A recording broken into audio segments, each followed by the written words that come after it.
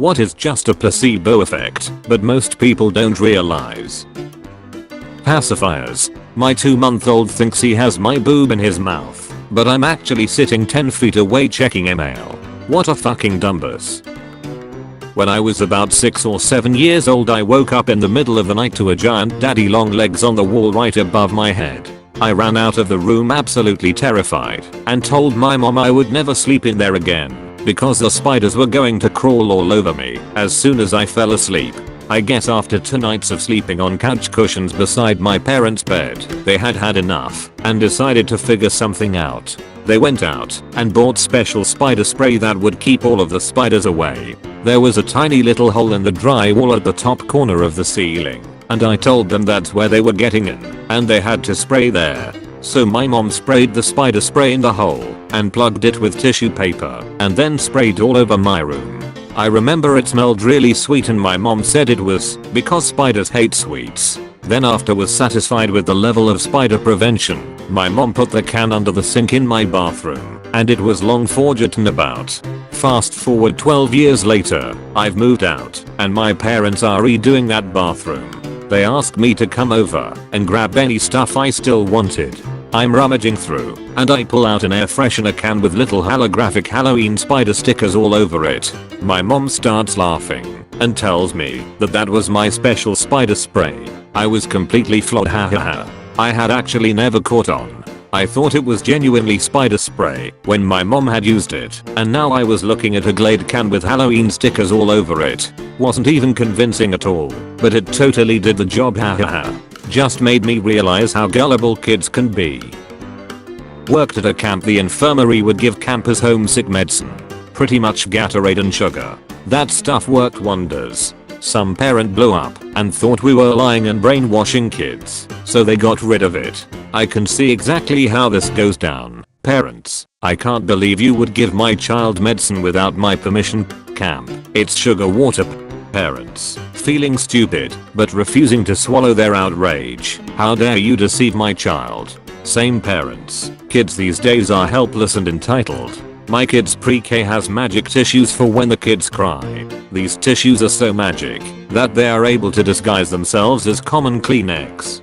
The only way to tell the difference in fact is the magic sticker that has written on it, magic tissues. Some kids determined to be big kids request the regular tissues. Truly brave. Radio waves, normal frequency, causing illnesses. There was a radio tower put somewhere near people's houses when they started complaining about headaches, fevers and other symptoms. The reaction from the company running the tower: just wait until we turn the thing on. Edit 2. Yes, it's a nocebo, I know by now. Herbalife and similar products. The people I know who talk about how great it is don't understand the real reason they are losing weight and feeling better is because they completely change their diets and eating habits. If you replace an unhealthy meal with a shake, what you're really doing is cutting out calories. This is what's making you lose weight, not any magic stuff in those shakes. My mom likes to talk about a weight loss cream she saw in the 70s where you would put it on the area you want to lose fat from, belly, thighs, wherever. Then to activate the cream you go for a 5-mile run. Mayo. It's hilarious that some people would go for a run to activate a cream, but say no to going on a run, if directly told that running is a good choice. I'm not a big audio geek, but I have been sitting in and assisting with running sound at my local church. I'm learning a lot. One of the guys who knows a ton about soundboards was telling me that the band members are notorious for complaining about imaginary things. When this happens, he grabs an unactivated knob on the soundboard and stares at the guy in the eyes as he moves the knob 95% of the time. When he asks if it is better, they will say yes and won't complain about it again. I used to play a game called Evolve, and my daughter asked about it, and I told her I'm a monster hunter. She said, why are there still monsters in my room then? I got this super serious look, told her to stay right there and don't move, and ran upstairs like life depended on it. Spent about 10 minutes lifting weights and doing a couple of push-ups, came back down and said as serious as I could, there's no monsters in your room now, and she hugged me really big and didn't worry about it for a long time after that. Good dad. Juice cleanses first of all. You aren't cleansing anything. Additionally, of course you are going to feel better after not eating for a weekend. Drinking sugar water doesn't do your body any favors either. But it's been 3 days since your body has gotten much needed calories. Eating anything is going to make you feel amazing after that nonsense. Any sort of cleanse. You do not need to detoxify your body. Your kidneys and liver do a great job of that. If you really had so many toxins in your body, you would be deathly ill and in need of hospitalization. You do not have 2 to 10 pounds of toxic sludge chilling in your intestines making you sick. You probably do have a few pounds of food at various stages of digestion, but this is normal and healthy. Digestion is a process that takes time, so if your undigested food moves right along and didn't spend any time sitting in your digestive tract, your body wouldn't have the chance to extract the energy and nutrients locked in that food. Constantly shitting your brains out, like a cleanse makes you do, is not healthy. If you're having regular bowel movements, your digestive system is working fine. If you really do have pounds and pounds of toxic sludge stuck in your intestines, then you should see a doctor as soon as possible, because you likely have a bowel obstruction.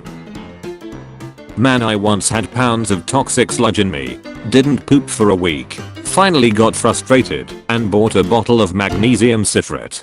Chugged the whole thing down, and started the waiting game. It gave me some serious bubble gut. It really made my insides go from stagnant to a gentle simmer to a full-on boil in maybe half an hour, and it just didn't stop for hours. I knew relief was only a matter of time away. But you see, I'm not very smart. The bottle said allow 6 to 12 hours. I took it 7 AM on a Sunday. Figured I could inconsequentially spend my day on the toilet. 1 PM rolled around, and though I could feel something cooking, I didn't feel anything priming. 7 PM rolled around, still lots of bubbling but no progress. Midnight rolled around, and I finally just said fuck it, I'll probably end up shitting my entire bed in my sleep, but I have to work in the morning. Alarm goes off at 6 AM. I felt, and more horrifyingly, looked pregnant. Still no poop. That's when I knew something was wrong, but I had a busy day of work ahead of me, and I figured I'll get it checked at lunch. Made it to lunch work at 7. Opened up my laptop. Closed my laptop. It arrived, and it was not willing to wait. I duck waddled to the bathroom, saw someone was in one of the stalls, apologized to him, and let loose the first of what would be many installments of pneumatically propelled toxic sludge. Got cleaned up, walked past my boss's desk, informed him I'd be working from home, and left without grabbing my laptop. If you've never pooped several pounds of toxic sludge out in a day, I'd recommend avoiding such a situation. It was not fun. Balance bracelets. The power of magnets. Or bullshit, we can't be sure. The theory behind them is that the magnets do something to the iron in your blood and gives you benefits. While extremely powerful magnets can affect your blood, the ones in the scam bracelets are magnitudes too weak to ever have any effect at all. They are just stylish stupid jewelry for old people. All hail our new god magnetron. Alhelas Barmus, all helas Barmus. I have spent much of my time working with kids on overnight camps. I have occupied many roles, but because I keep my credentials up to date, I'm always one of the grown-ups who is on first aid duty. While the first rule of first aid is take it seriously when a kid is limping because their group is due to hike up a mountain tomorrow, Alhelas Barmus works a charm.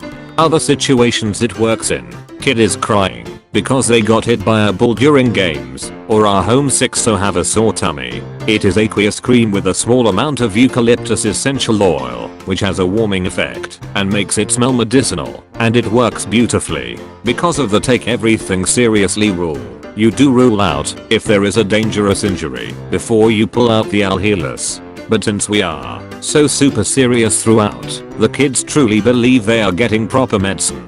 Typically you have the kid in the office, having ruled out the possibility of hospital, doctor, or camp nurse, and it's definitely an Alhelas job. You very seriously tell the kid you have a strong cream that will help make them feel better. You pull out the Alhelas, which you need to keep in an official looking tub to keep up the appearance, put on latex gloves, and then rub it into the sore place. Of course, rubbing anything that is sore makes it feel a bit better, but at this point, the kid probably needs attention and a bit of feeling special. and like they are being taken seriously. Then, once you've rubbed it all in, you look at your watch and say now, you should start feeling the effect in exactly 2 minutes. You explain that the powerful cream needs to be activated by the air. The eucalyptus oil's thermal properties are helped by airflow, so you need to move around to get new air around it. 90% of the time, the kid is back up and running around with friends in no time at all. The other 10% probably need a hug.